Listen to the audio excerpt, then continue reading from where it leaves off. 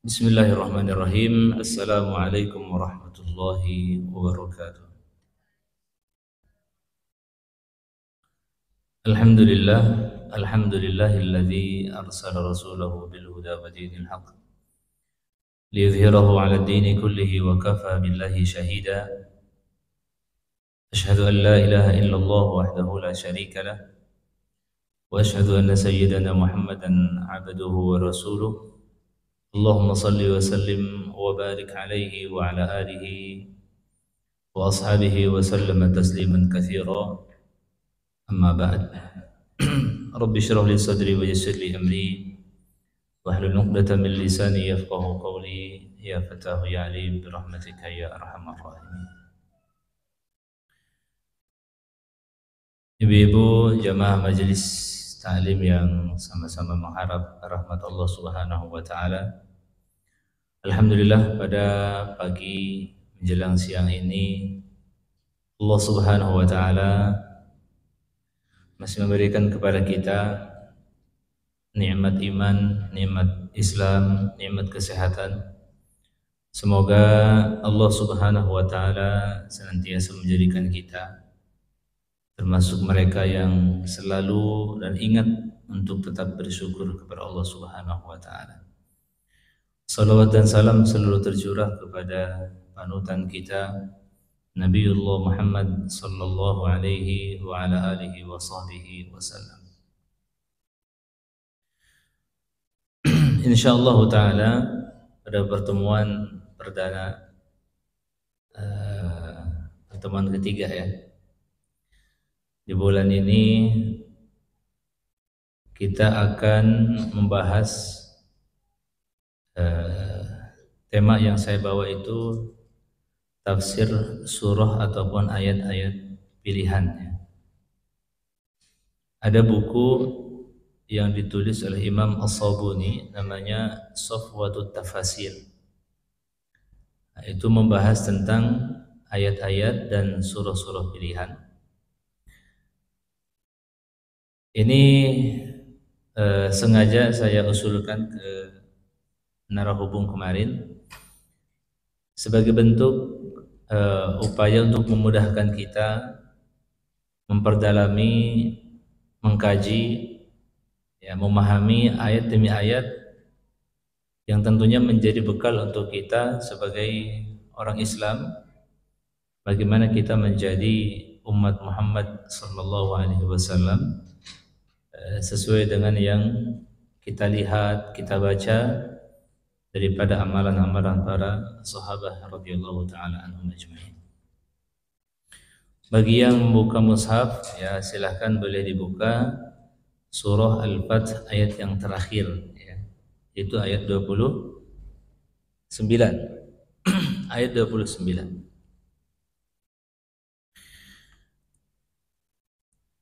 Pada ayat 29 ini atau ayat yang terakhir dari surah Al-Fath, Allah Subhanahu wa taala berfirman, ba'da a'udzu billahi minasyaitonir rajim, Muhammadur Rasulullah walladzina ma'ahu asyidda'u 'alal kuffari ruhama bainahum tarahum ruk'an sujjadan yabtaguna fadlan minallahi wa ridwana simahum fi wujuhihim min atharis sujud dzalika mathaluhum fit Taurah wa mathaluhum fil Injil كزرع أخرج شطأه فآزره فاستغلظ فاستوى على سوقه يعجب الزراع ليغيظ بهم الكفار وعد الله الذين آمنوا وعملوا الصالحات منهم مغفرة وأجرا عظيما. Muhammad itu adalah utusan Allah, dan orang-orang yang bersama dengannya, dengan Nabi Muhammad, adalah mereka keras terhadap orang-orang kafir tetapi berkasih sayang sesama mereka. Kalian melihat mereka ruku dan sujud mencari karunia Allah Subhanahu wa taala dan juga keridhaannya. Tanda-tanda mereka tampak pada muka mereka dari bekas sujud. Demikianlah sifat-sifat mereka dalam Taurat dan sifat-sifat mereka dalam Injil, yaitu seperti tanaman yang mengeluarkan tunasnya. Maka tunas itu menjadikan tanaman itu kuat, lalu menjadi besarlah dia dan tegak lurus di atas pokoknya. Tanaman itu menyenangkan hati penanam-penanamnya, karena Allah Ta'ala hendak menjengkelkan hati orang-orang kafir dengan kekuatan orang-orang yang beriman. Allah menjanjikan kepada orang-orang yang beriman dan mengerjakan amal yang soleh, di antara mereka ampunan dan pahala yang besar.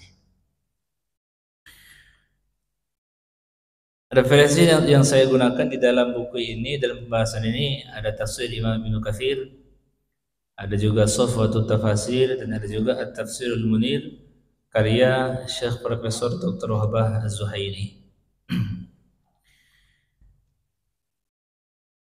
Muhammadur Rasulullah. Beliau menjelaskan dalam ayat yang mulai ini dua hal penting. Yang pertama adalah Rasulullah sallallahu alaihi wasallam, dan yang kedua adalah orang-orang yang bersama dengan Rasulullah.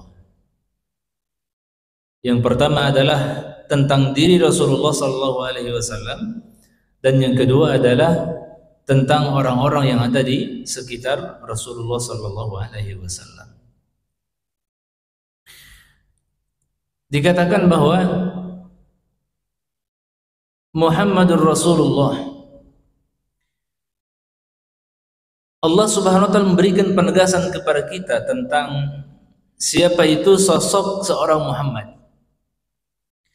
Para ulama sudah mencatat tentang sejarah perjalanan beliau, dari mulai beliau kanak-kanak, dari mulai bahkan sejak dalam perut ibundanya sampai kemudian ditinggal wafat oleh ayahnya, ya, kemudian lahir dalam keadaan beliau yatim, kemudian tidak lama ditinggal oleh ibundanya, dan begitu perjalanannya sampai kemudian Allah mengangkat beliau menjadi seorang rasul.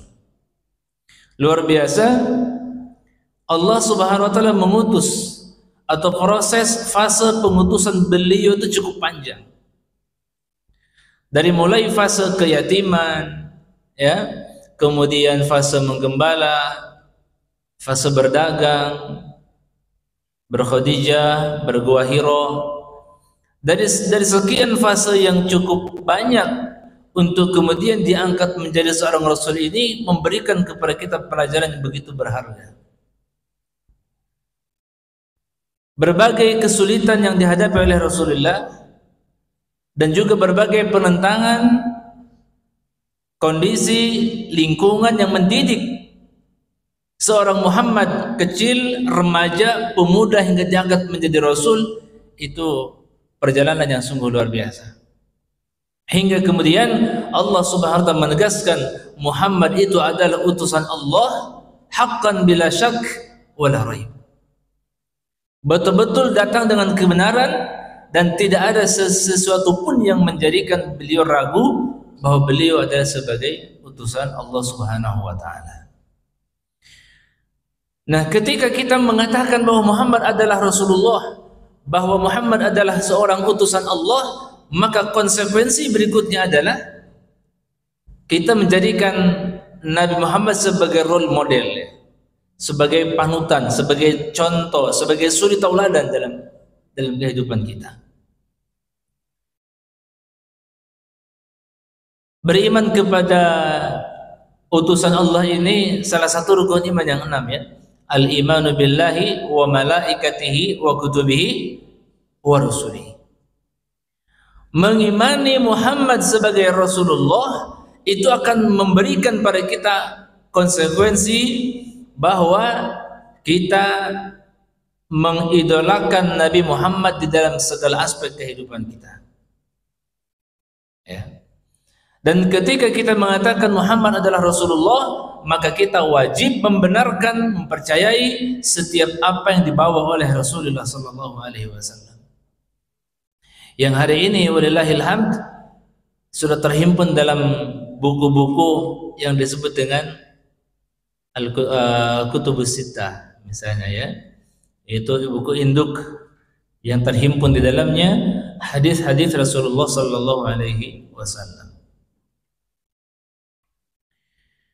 Walladzina ma'ahu asyidda'u 'alal kuffari ruhama bainahum. Orang-orang yang ada di sekitar, walladzina ma'ahu di sini secara konteksnya memang pada saat itu adalah para sahabat. Orang-orang yang bersama dengan Nabi, orang-orang yang telah dipilih oleh Allah untuk mendampingi dakwah Rasulullah, para sahabat yang ada pada saat itu adalah orang-orang yang memiliki kelebihan-kelebihan yang Allah berikan pada mereka, yang diantaranya adalah asyidda'u 'alal kuffari. Mereka adalah orang-orang yang keras, tegas terhadap orang-orang kafir, terhadap orang-orang yang menentang Allah Subhanahu wa taala, terhadap orang-orang yang melakukan perlawanan terhadap agama Allah, terhadap Rasulullah, dan terhadap Allah Subhanahu wa taala. Nah, persoalan sekarang adalah bagaimana cara seorang mukmin untuk mengekspresikan asyiddahnya ini. Jangan sampai kita memaknai kata asyiddah ini lepas begitu saja ya. Harus dikembalikan kepada apa yang disampaikan oleh para ulama. Kita tidak memahami kata asyiddah itu mentang-mentang ada ayat asyidda'u 'alal kufar, keras, ada orang kafir apapun mereka kita keras, tidak begitu maksudnya. Asyidda'u 'alal kufar itu banyak dicontohkan oleh Nabi sendiri dan juga oleh para sahabat kepada kita. Di antaranya asyidda'u 'alal kufar ini adalah berkaitan dengan masalah akidah, bahwa tidak boleh yang namanya ada mencampur adukan antara yang hak dengan yang batil. Ya. Tidak boleh seorang mukmin itu di dalam masalah prinsip tergoyahkan dan tercampur adukan dengan yang batil. Orang-orang Islam itu kan memiliki akidah tersendiri, memiliki keyakinan tersendiri. Ada sesuatu yang bersifat prinsip yang tidak boleh kita langgar, yang tidak boleh kita toleransi terhadapnya. Ya, misalnya apa?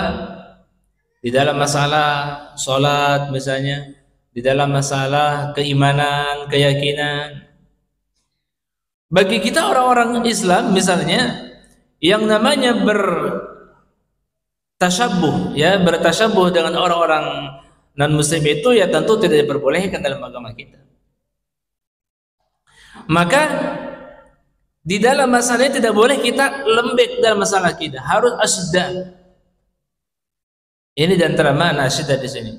Yang kedua, makna asyiddah juga memang asyiddah dalam konteks peperangan.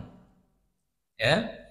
Para ulama mengartikan bahwa asyiddah 'alal kufar di sini dalam konteks peperangan, orang-orang Islam itu memang pasukan bala tentara, para mujahid yang tidak pernah kemudian berlemah lembut dalam peperangan. Makanya dalam peperangan itu kita diperbolehkan bagi yang sudah memutih rambutnya dicat menjadi dengan warna hitam untuk menakut-nakuti mereka. Nah, ini mana asyiddah 'alal kufar. Asyiddah 'alal kufar juga sebagaimana dipaparkan oleh Syekh Wahbah Az-Zuhaili, yang disebut dengan al-kufar di sini tidak hanya sebatas dari sisi akidah dia adalah bukan orang Islam, tetapi ada orang Islam, mohon maaf, yang kekafir-kafiran perbuatannya. Ya.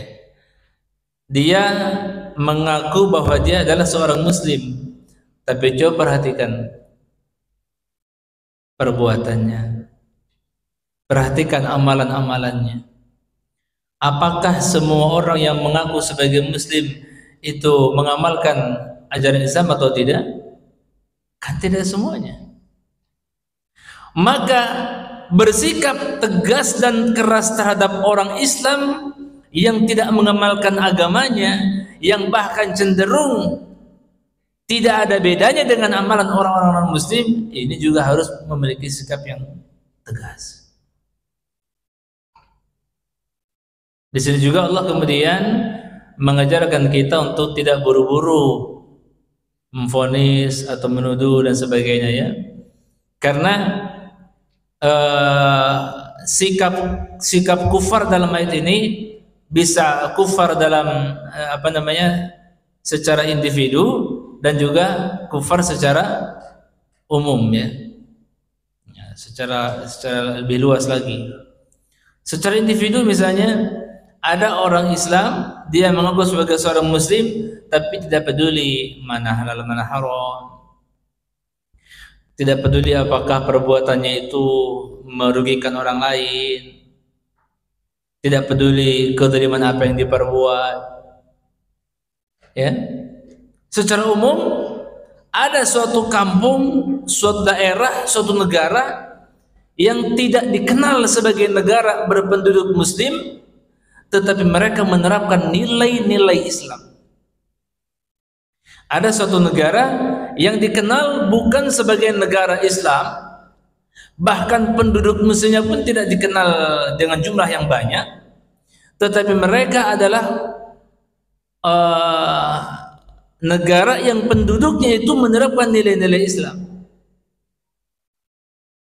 Ya, mungkin kita sering mendengar kisah pengalaman orang-orang yang sudah pernah bepergian atau bersafar ke Jepang misalnya, ya. Di sana itu kan menurut informasi yang masyhur yang sering kita dengar, ya, katanya kalau kita ketinggalan barang, misalnya ketinggalan HP atau tas gitu, ya, di tempat di mana kita pernah duduk di situ, kembali ke tempat semula pasti akan ditemukan barang itu. Dan itu betul. Saya sendiri mendapat cerita dari kawan yang sudah sering studi banding ke Jepang, ya, dalam hal pendidikan sebagai amanahnya. Itu memang nyata, ya, yang namanya menjaga kepercayaan dan menjaga keamanan itu diamalkan oleh rakyatnya.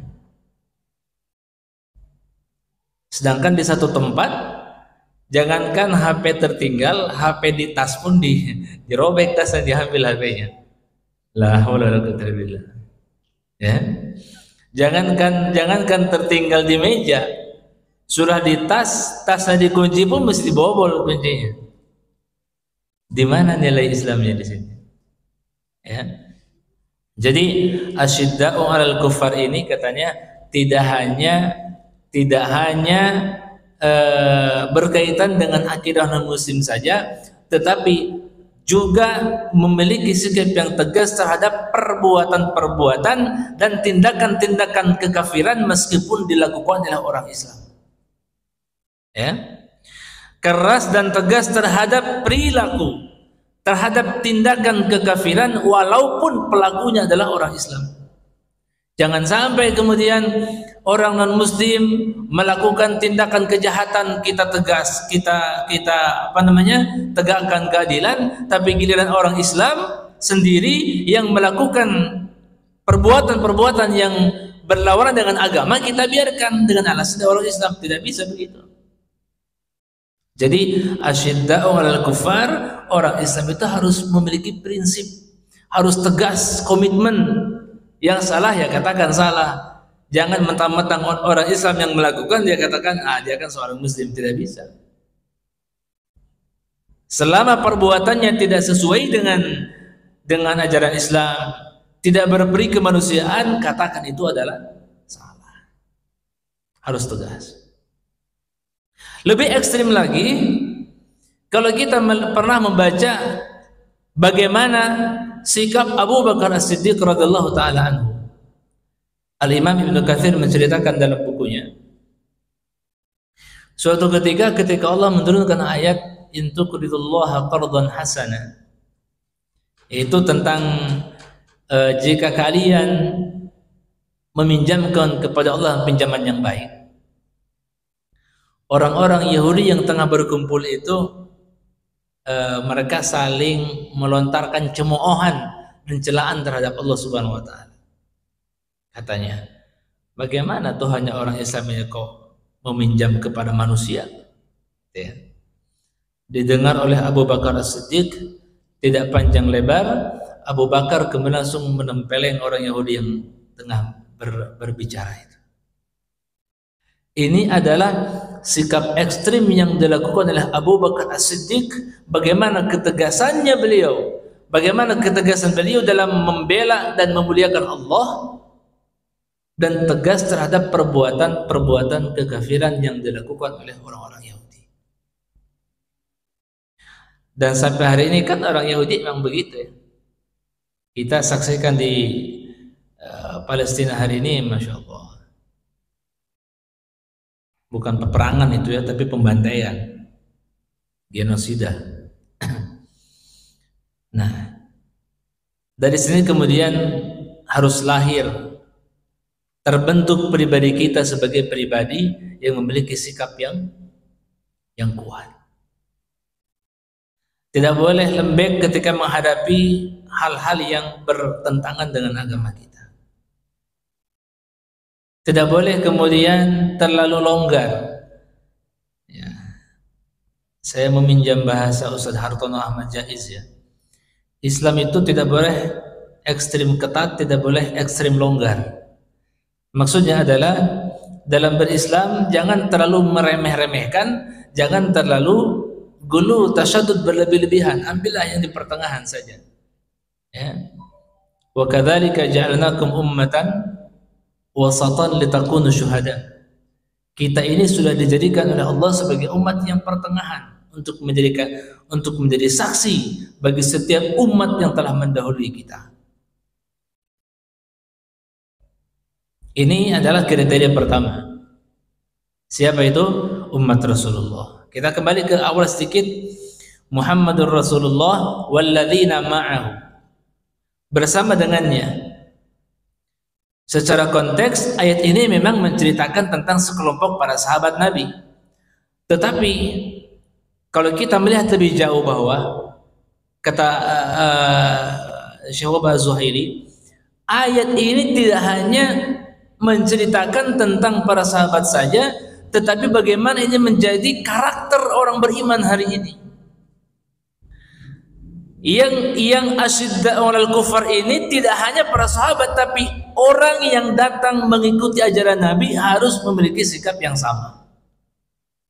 Bukankah kemuliaan orang-orang di zaman ini juga bisa mendekati kemuliaan orang-orang beriman zaman dulu? Allah Ta'ala mengatakan, was-sabiqunal awwaluna minal muhajirin wal ansari walladzina ittaba'uuhum bi ihsan. Orang-orang yang telah mendahului kita semua, ya, as-sabiqunal awwalun, dari kalangan muhajirin, dari kalangan ansar, walladzina ittaba'uuhum bi ihsan. Posisi kita itu ada pada yang ketiga ini. Was-sabiqunal awwaluna minal muhajirin wal ansar. Kita di sini. Walladzina ittaba'uuhum bi ihsanin radhiyallahu anhum wa radu an. Siapapun itu dari generasi manapun itu yang tidak pernah berjumpa dengan Nabi, tidak pernah berjumpa dengan para sahabat, tidak berjumpa dengan para tabi'in, tapi mereka mengikuti jejak langkah mereka dengan ihsan, dengan baik, tanpa menambah, tanpa mengada-ada, tanpa mengurangi, mereka sama-sama mendapatkan ridho Allah Subhanahu wa taala, dan kita juga pasti akan ridho terhadap ketentuan Allah Subhanahu wa taala. Jadi kalimat walladzina ma'ahu di sini kata beliau, ya, tidak hanya para sahabat, akan tetapi siapapun yang bersama, karena kalimat ma'a ini kan al-ma'iyah itu tidak harus berdampingan dengan Nabi, tetapi akidahnya sama, pemahamannya sama, ajarannya sama, kiblatnya sama, kitabnya sama, itu juga masuk kategori walladzina ma'ahu, ma'an Nabi alaihi salatu wassalam. Yang kedua, Allah mengatakan ruhama bainahum. Orang-orang yang bersama dengan Nabi, orang-orang yang mengikuti ajaran Nabi itu adalah mereka orang yang saling menyayangi antara sesama mereka. Birriqqati warahmati ala ba'dihim ba'dhan. Sesama orang beriman itu kita harus saling kasih mengasihi, sayang menyayangi.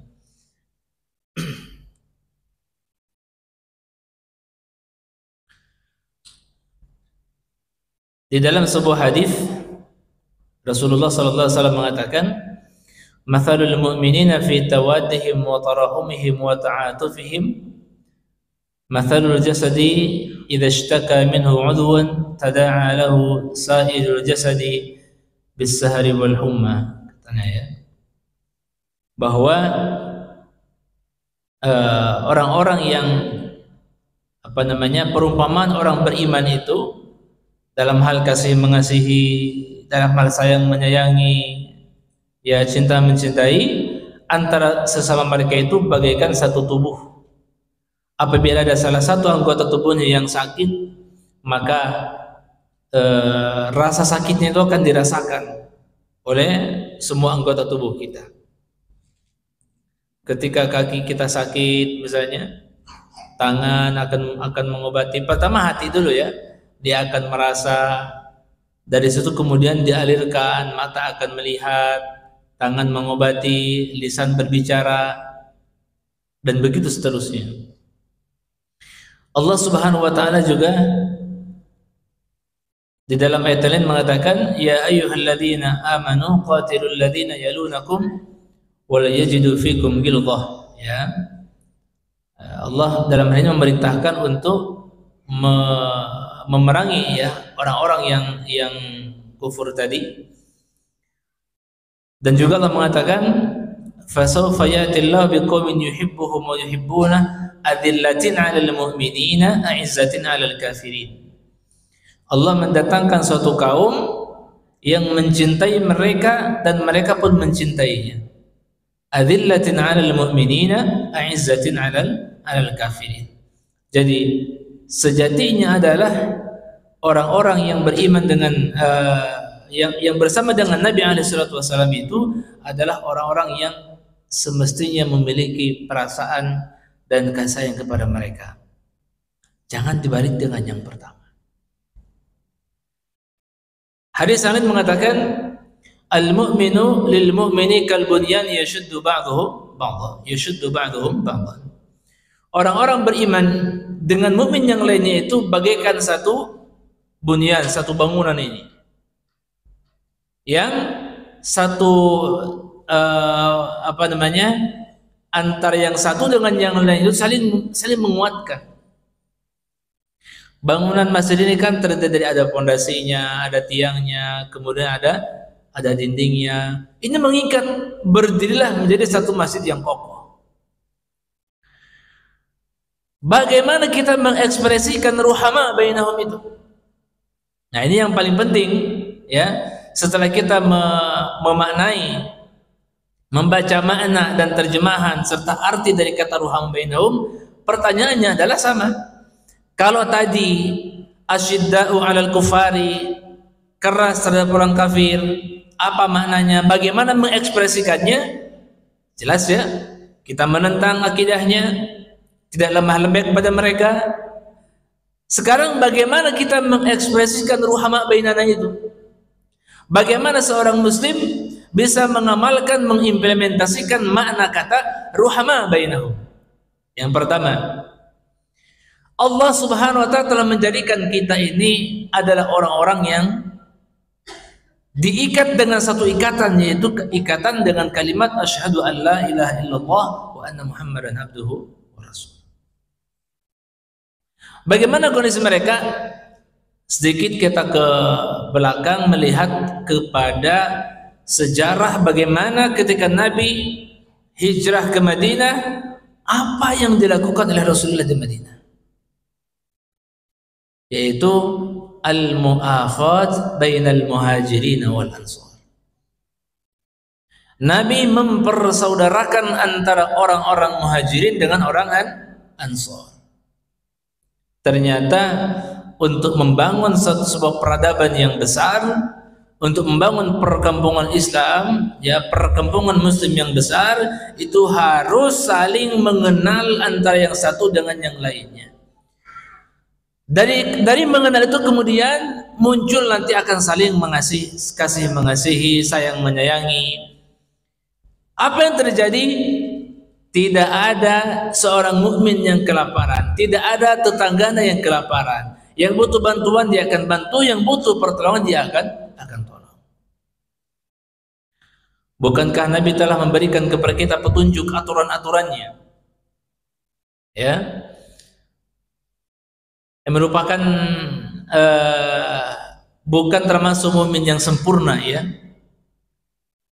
Ketika dia istirahat, tidur dalam keadaan kenyang, sementara tetangganya tidak tidur karena kelaparan.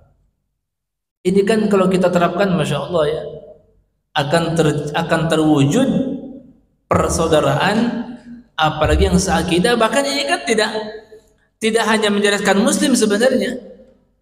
Mukmin itu menjaga dan berusaha dia menjadi orang yang memberikan kebaikan kepada orang lain. Nanti ada pada potongan berikutnya kita lebih detail lagi, ya. Al-Imam Al-Hasan Al-Basri mengatakan, balagha min tashaddudihim 'alal kuffari annahum kanu yataharrazuna min thiyabihim. Sampai-sampai mengekspresikan asyidda 'alal kuffarnya itu, mereka sampai enggan untuk kemudian bersama-sama dengan mereka, berdampingan dengan mereka. Wa balagha min tarahumihim fima bainahum annahu kana la yara mu'minun mu'minan illa safahahu wa anaqahu. Sedangkan dalam hal ruhama bainahum, beliau mengatakan salah satu bentuk atau mengekspresikan makna ruhama itu, kata beliau, tidaklah seorang mukmin berjumpa dengan mukmin lainnya kecuali mereka bermusafahah dan bermu'anaqah. Nah, saling berpelukan. Ya, saling berpelukan. Jadi salah satu yang fenomena yang terjadi pada saat itu, ya, kalau berjumpa dengan antara sahabat dengan sahabat yang lainnya, mukmin dengan mukmin lainnya itu bersalaman dengan mengucap assalamualaikum, bahkan sampai kemudian berpelukan. Ini belum menjadi tradisi yang umum di negara kita. Ya. Biasanya salaman itu identik kalau kita mau pergi jauh dalam waktu yang lama, misalnya, ya. Apalagi bermu'anaqah, berpelukan. Itu biasanya hanya dalam hal-hal yang perpisahan yang cukup lama, jauh, tak berjumpa, gitu, ya. Padahal kata Al-Hasan Al-Basri, min syiddati tarahumihim, ya, salah satu bentuk ruhamanya mereka itu adalah kalau berjumpa mereka bermusafahah, bahkan sampai pada bermu'anaqah. Bermu'anaqah itu adalah saling berpelukan. Dan ini adalah hal yang diperbolehkan dalam agama kita. Jadi kalau ibu-ibu kita semua, ya, ibu-ibu bertemu dengan ibu-ibu yang lain, misalnya, ya, di majelis taklim, ya, tidak masalah datang ke majelis, salaman, pelukan, misalnya, ya. Nah, itu adalah salah satu cara mereka untuk menumbuhkan kasih dan sayang antara sesama mereka. Nah, ini adalah sikap yang kedua, yaitu ruhamah. Dalam bentuk mengimplementasikan makna ruhamah juga adalah bagaimana kita ini harus mampu menjadi bagian daripada orang mukmin yang mengedepankan at-tasamuh bainal mu'minin, mengedepankan sikap saling menghargai antara orang beriman. Menghargai ini, kalau kita berbicara masalah tasamuh atau menghargai, ya, menghormati, Itu biasa pasti ketika terjadi suatu perselisihan.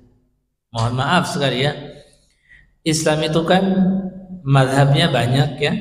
Kalau dalam madhab fikih ada madhab Syafi'i, ada madhab Maliki, Hambali, Hanafi, apalagi Auza'i, Al-Zahiri, banyak madhab dalam Islam. Salah satu cara bagaimana kita mengimplementasikan makna kata ruhama dengan orang beriman adalah at-tasamuh.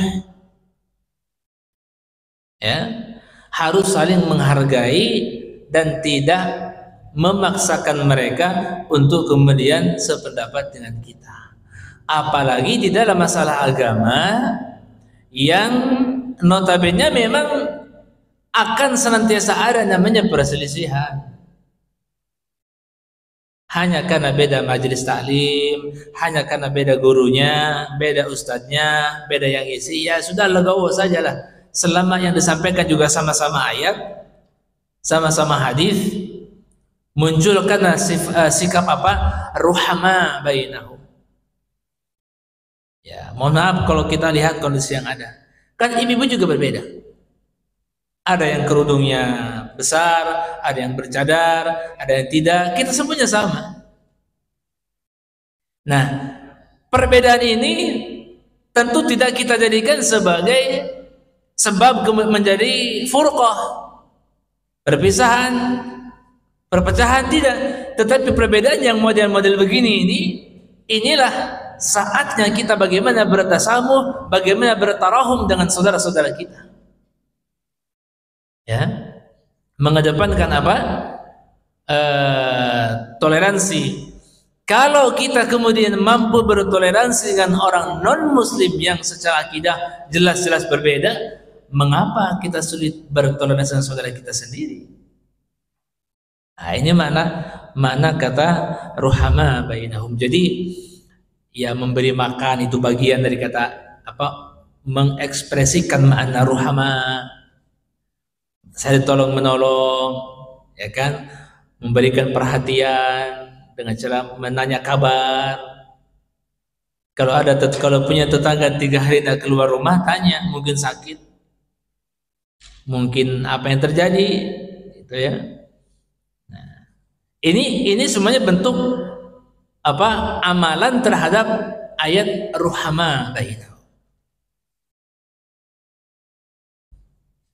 Dan bisa juga mengamalkan kata atau ayat, potongan ayat dari ayat ini, ruhama bainahum di sini adalah di samping kita toleransi dalam hal-hal yang memang bersifat apa namanya khilaf ataupun perselisihan, juga kita memiliki sikap apa peduli ya. Nah, akhir-akhir ini kita tengah disuguhi oleh informasi dari Gaza ini.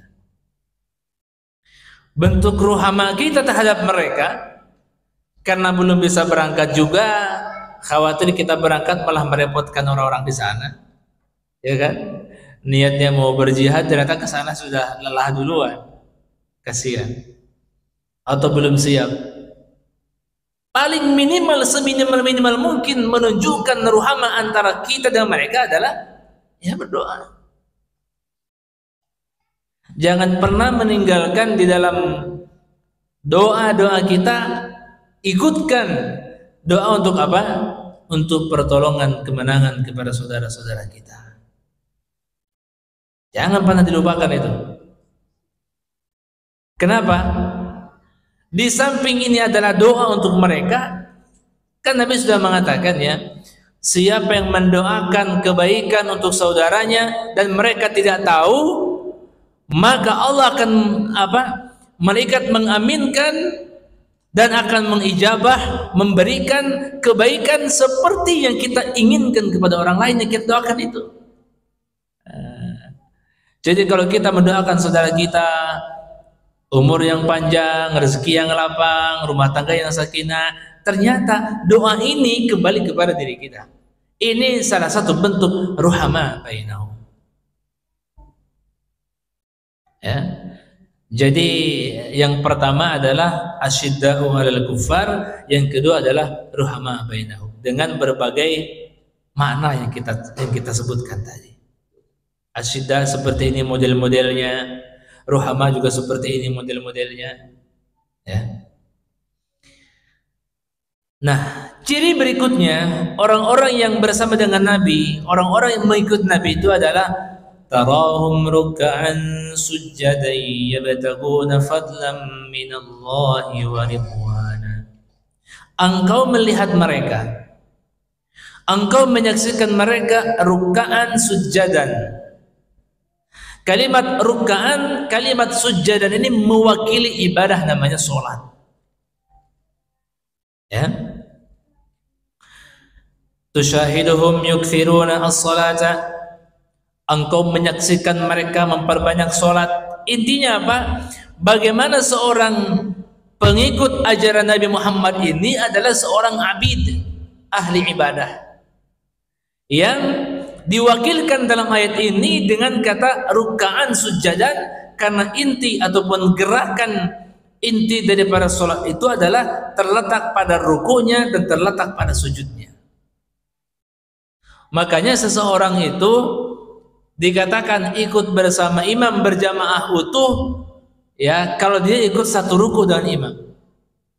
Ketika imam sudah mau ruku, dia baru sampai, baru takbir, belum sempat al-fatihah, langsung ikut ruku. Apakah sholatnya dihitung satu rakaat atau tidak? Dihitung atau tidak? Dihitung satu rakaat. Jadi baru datang Allahu Akbar, langsung ruku, Allahu Akbar. Kan tidak baca Fatihah dia, tapi dihitung satu rakaat. Kenapa? Itu sholat khusus bagi orang yang masbuk saja. Sujudnya juga sama. Allah Ta'ala memberikan kemuliaan kepada sujud ini, Masya Allah. Dikatakan di dalam sebuah hadis, ketika ada seorang sahabat yang diminta oleh Nabi untuk membawakan satu baskom air, ya, dipakai berwudu. Nabi itu kan orang yang sangat peduli dan tahu terima kasih. Setelah sahabat itu mengantarkan air, Nabi ingin membalas kebaikannya. Kata Nabi, sal, ya, maksudnya mintalah, kata Nabi. Sahabat itu minta, as'al murafaqataka fil jannah. Aku meminta agar aku bisa menemanimu dalam surga. Apa kata Nabi? Au ghairu dzalik? Adakah selain daripada itu? Tidak ada. Apa kata Nabi? A'inni ala nafsika bi kathratis sujud. A'inni ala nafsika bi kathratis sujud. Kalau begitu, tolonglah aku untuk merealisasikan keinginanmu itu. Tolonglah aku untuk merealisasikan permintaanmu itu. Engkau banyak sujud. Ya, engkau memperbanyak sujud. Karena ternyata gerakan sujud dalam sholat ini merupakan gerakan yang termasuk gerakan inti dalam sholat, di mana kita seorang hamba meletakkan anggota tubuh terhormat, wajah kita ini di tanah sejajar dengan kaki hanya untuk Allah Ta'ala saja. Nah, ini ciri orang beriman. Ini ciri orang yang mengikuti ajaran Nabi.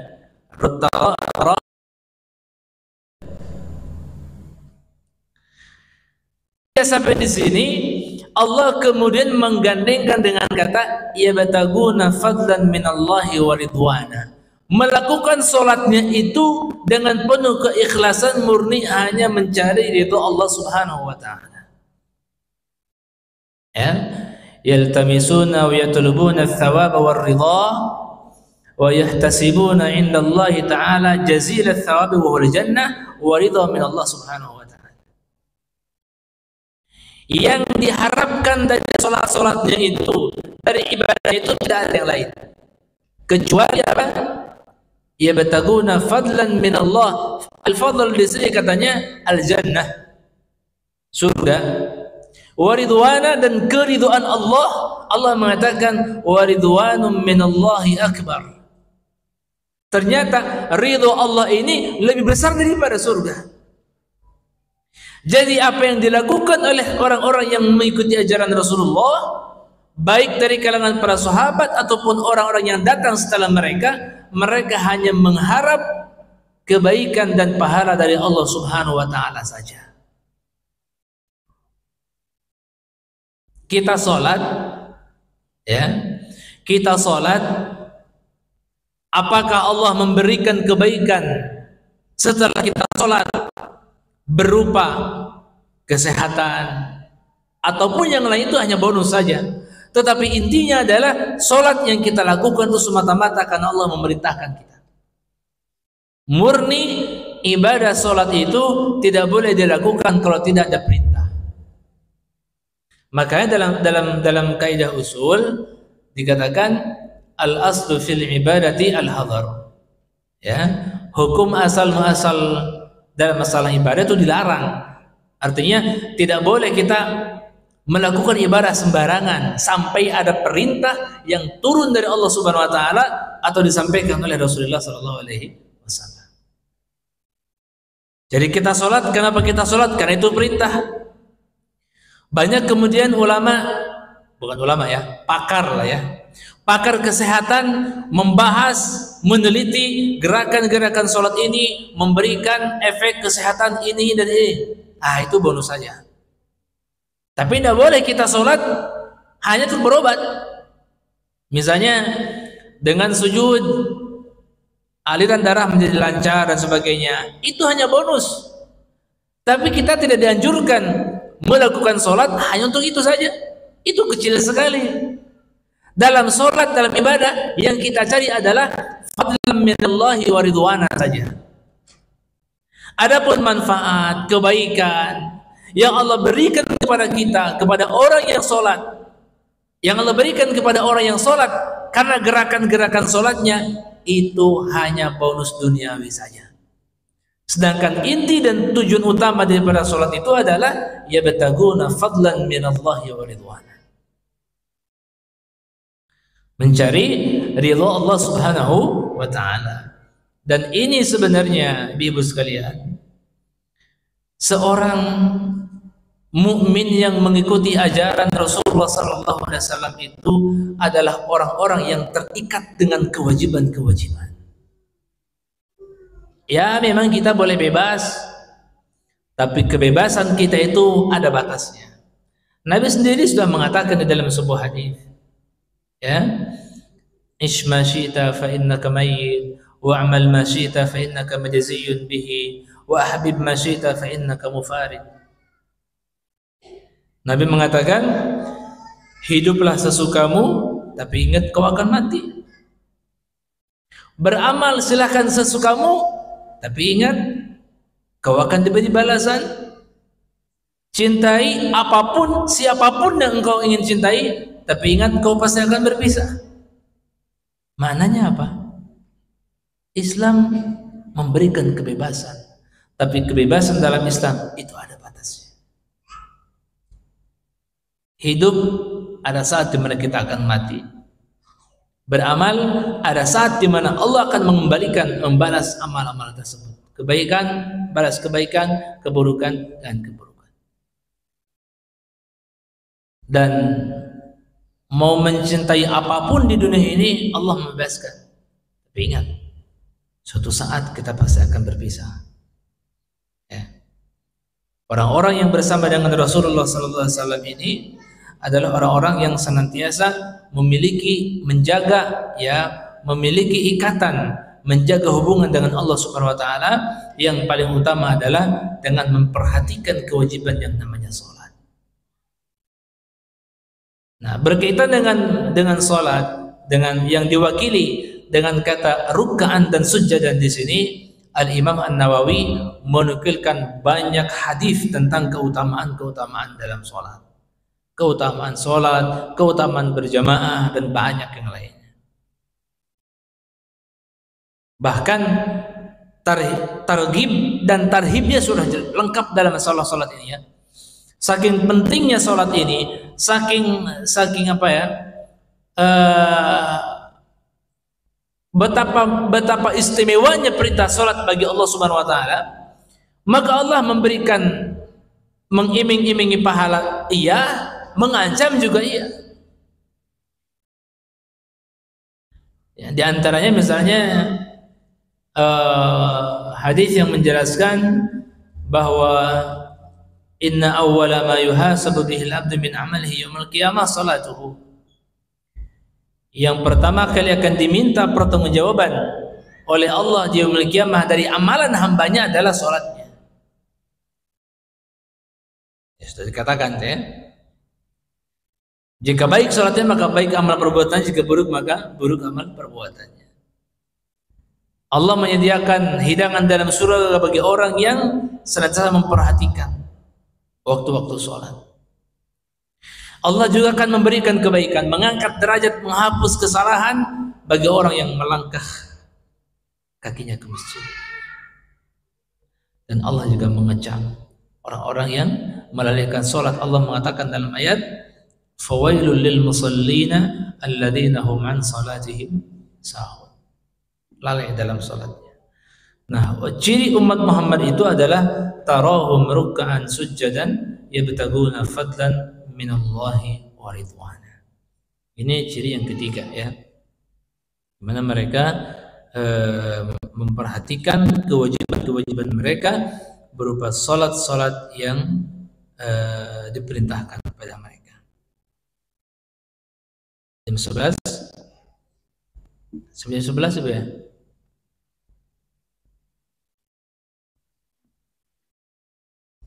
Ada yang bertanya sampai di sini?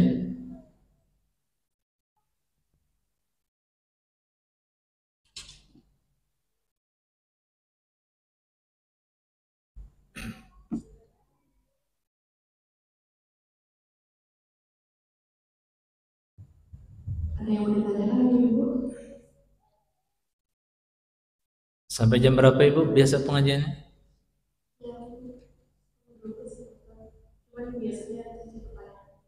Oh iya. Apa tuh kalau ada?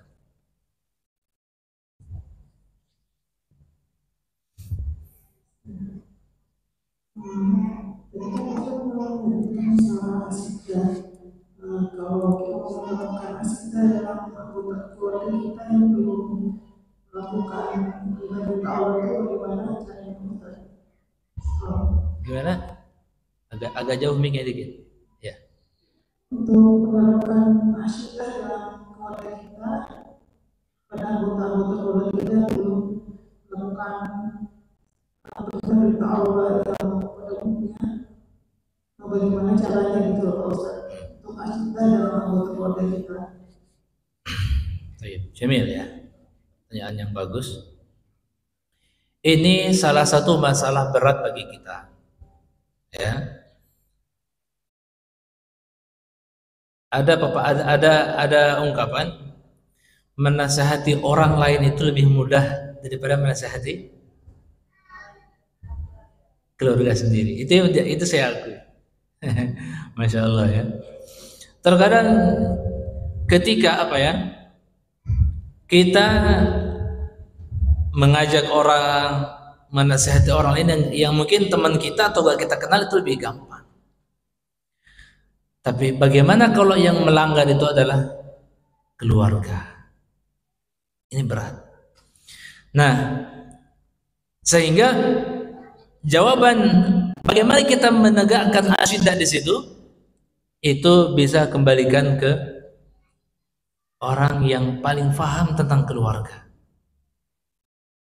Ya.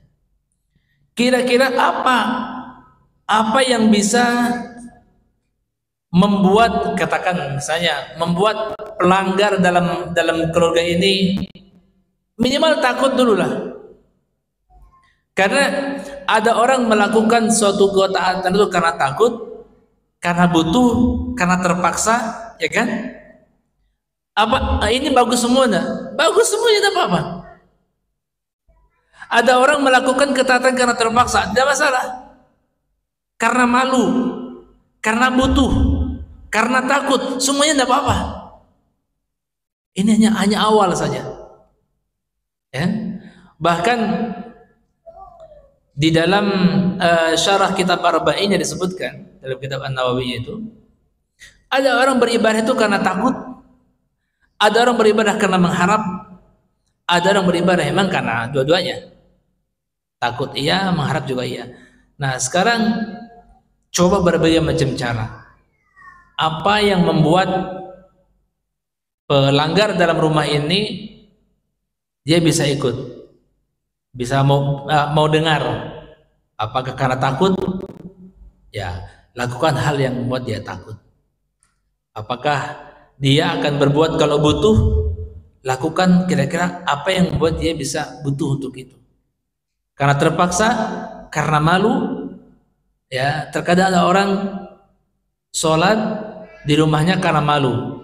Ini biasa untuk teman-teman, untuk anak-anak misalnya ya. Terkadang ada anak yang disuruh sholat susah betul. Giliran ada temannya main, rajin sholat di rumah. Berarti bisa kita jadikan teman ini sebagai apa namanya, langkah lah untuk membuat dia berubah. Apalagi mungkin karena takut ya, makanya saya katakan untuk hal ini salah satunya bisa dikembalikan ke orang yang paling paham dalam keluarga. Apakah mungkin perlu dijauhkan dari orang tua dalam arti dipondokkan atau mungkin dipesantrenkan? Tidak masalah juga. Ya. Tidak ada jawaban yang pasti dengan satu jawaban, tetapi ini butuh apa namanya, perhatian dan butuh apa namanya, pengkajian setiap hari. Kira-kira apa yang membuat anak ini mungkin takut atau butuh. Tapi kalau yang melanggar adalah orang dewasa, wah ini apa namanya, perlu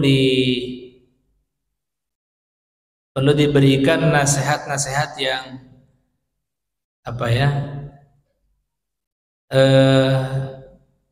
membuat dia canggung atau mungkin ya, kalau orang dewasa diancam itu kan repot ya. Tidak mungkin ya. Ya paling minimal kalau doa pasti jangan dilupakan ya. Nah, tapi terkadang pasti ada orang yang dia takuti atau dia segani. Itu kita cari. Ya mungkin bukan bagian dari keluarga kita, mungkin orang lain. Maka tidak heran. Ini memang fakta terjadi. Ini sebagai pelajaran untuk kita. Ada orang tua ini disegani di kampungnya. Apa? Ada orang kelahi dia yang mendamaikan. Tapi giliran anaknya dengan saudaranya kelahi, angkat tangannya. Akhirnya ke pesantren, tolong Ustaz, nasihati anak saya. Jadi memang butuh orang lain. Jadi kalau bukan dalam keluarga, ya cari orang lain yang kira-kira bisa mendamaikan. Dan itu fakta. Ya, jadi kita tetap usaha dulu, doa pasti. Yang kedua, cari orang-orang yang mungkin didengar suaranya, atau minimal itu dia malu terlebih dahulu lah. Kalau masih ada perasaan malu, itu masih besar harapan untuk bisa lebih baik ke depannya. Itu ya. Ini salah satu bentuk pengamalan asyidah terhadap tindakan-tindakan yang mungkin kita anggap menyimpang dari ajaran Islam dan pelakunya adalah orang terdekat kita. Ya. Allah taala alam shawab.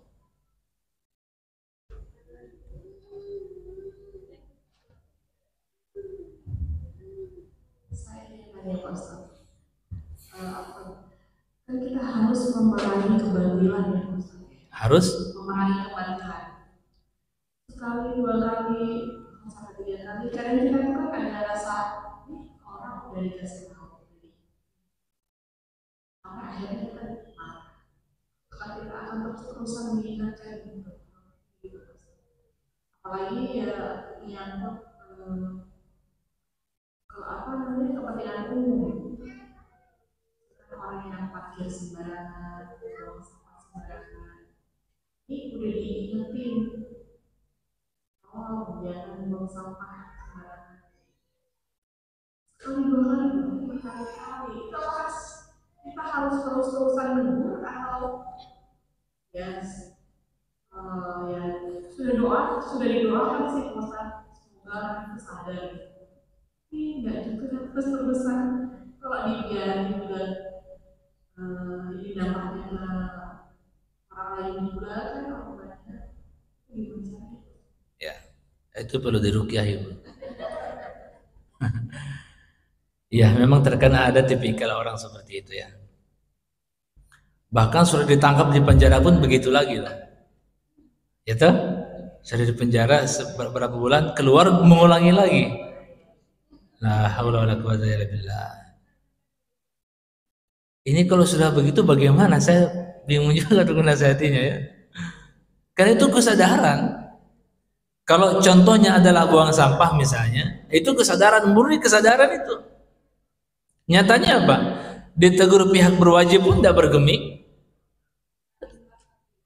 Iya, itu kembali ke kesadaran. Ya Allah alam.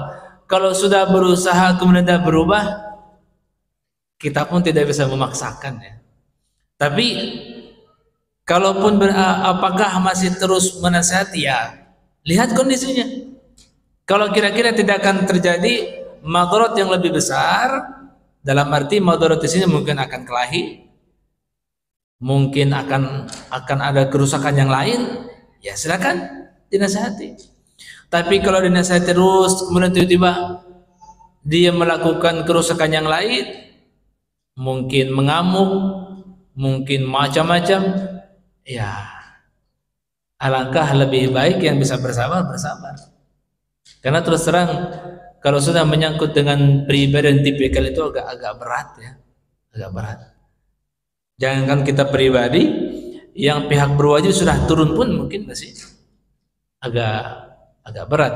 Tetapi insya Allah ada jalan keluarnya. Mungkin bisa dipanggil orang yang paling bertanggung jawab di daerah itu kalau itu adalah menyangkut masalah daerah.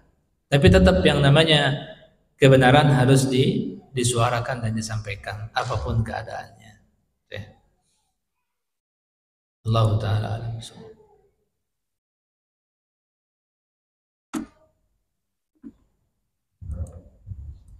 Ustaz, boleh kita mengirimkan doa untuk biasa istri? Boleh. Untuk orang Ustaz. Berarti kita akhiri sampai sini ya. Baik. Terima kasih sebelumnya atas perhatian dan partisipasi ibu sekalian. Insyaallah taala kalau ada waktu dan kesempatan saya diundang lagi, kita akan lanjut pada potongan berikutnya. Masih pada ayat 29 ini ya. Allah taala bisawab, yang benar dari Allah Subhanahu wa taala. Jika ada yang salah dari saya pribadi, astagfirullah li wa lakum. Mari kita tutup pengajian kita ini dengan berdoa kepada Allah Subhanahu wa taala secara khusus untuk kita pribadi yang ada di tempat ini. Semoga Allah memberikan keimanan yang kuat, tetap istiqomah di atas jalan yang benar. Dan yang kedua, untuk keluarga kita, semoga Allah Ta'ala membukakan pintu hati kita untuk dicintakan pada kebenaran, kemudian mengamalkan kebenaran itu. Dan yang ketiga, untuk saudara-saudara kita yang hari ini tengah mengalami berbagai cobaan yang begitu berat di Palestina, ya semoga Allah Ta'ala menerima orang-orang yang telah gugur sebagai syahid di sampingnya, orang-orang yang tengah menderita. Allah Subhanahu wa taala berikan kesabaran, ketabahan pada mereka sehingga sabar dan tabahnya mereka dalam menghadapi ujian menjadi penggugur dosa-dosanya, diangkat derajatnya. Dan mereka yang tengah berjuang, semoga Allah memberikan pertolongannya kepada mereka, perlindungannya, dan mudah-mudahan mereka senantiasa berada di bawah lindungan Allah Subhanahu wa taala. Allahumma shalli wa sallim ala habibina wa syafiina wa nabiyyina maulana Muhammad wa sallim radhiyallahu tabaraka wa ta'ala an kulli sahabati Rasulillah ajma'in. Hamdan syakirin, hamdan na'imin, hamdan yuafi ni'amahu wa yukafi mazidah. يا ربنا لك الحمد كما ينبغي لجلال وجهك الكريم وعظيم سلطانك. اللهم اغفر لإخواننا الذين سبقونا بالإيمان ولا تجعل في قلوبنا غلا للذين آمنوا ربنا إنك رؤوف رحيم. اللهم اغفر ذنوبنا وذنوب والدينا وارحمهم كما ربونا صغارا. اللهم إنا نسألك سلامة في الدين وعافية في الجسد وزيادة في العلم وبركة في الرزق وتوبة قبل الموت ورحمة عند الموت ومغفرة بعد الموت. اللهم هون علينا في سكرات الموت والنجاة منه والعافية عند الحساب. اللهم أعز الإسلام والمسلمين وأذل الشرك والمشركين. اللهم انصر إخواننا المسلمين المجاهدين في فلسطين وفي كل مكان. اللهم انصر إخواننا المسلمين المستضعفين في فلسطين وفي كل مكان. اللهم وحد صفوفهم. اللهم أيد جنودهم. اللهم وحد صفوفهم. اللهم انصرهم على أعدائهم نصرا مؤزرا. اللهم انصرهم على أعدائهم نصرا عزيزا. اللهم أهلك الكفرة والمشركين أعداءك أعداء الدين من اليهود الغاصبين ومن أعونهم من المنافقين والملحدين والصهيونيين. اللهم زلزل أقدامهم. اللهم مزق صفوفهم. اللهم دمرهم تدميرا. اللهم دمرهم تدميرا بقوتك وحولك يا رب العالمين. يا قوي يا متين يا حي يا قيوم يا جبار يا عزيز يا ذا الجلال والإكرام. ربنا آتنا في الدنيا حسنة وفي الآخرة حسنة وقنا عذاب النار. سبحان ربك رب العزة عما يصفون وسلام على المرسلين والحمد لله رب العالمين. نختتم بدعاء كفر مجلس. سبحانك اللهم وبحمدك أشهد أن لا إله إلا أنت أستغفرك وأتوب إليك. ثم السلام عليكم ورحمة الله وبركاته.